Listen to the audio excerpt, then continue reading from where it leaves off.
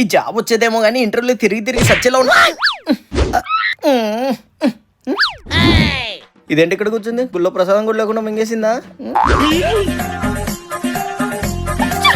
ఏంటి ఇక్కడ ఉన్నావు? నాది స్మాల్ రిజెక్షన్. ఇదేమైంది? మంది రిజెక్షన్ కాదు, revolution from long years ago. ఓ నేను చాలా క్వశ్చన్స్ అడిగాను.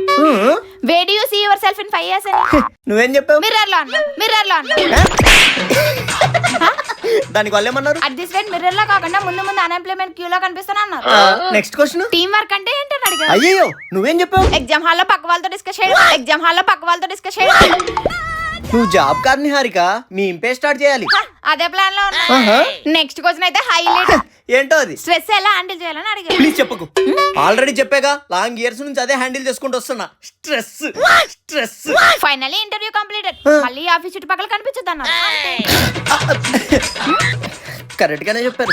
ఇంటర్వ్యూకి వెళ్తే ఇంటర్వ్యూ ఇచ్చేది 10 నిమిషాలు కానీ దాని గురించి మాట్లాడుకునేది పొద్దెక్కేదాకా. ఏంటి చూస్తున్నావు? నైట్ అయిపోయింది, ప్రసాదం బెటర్, వెళ్దాం పద.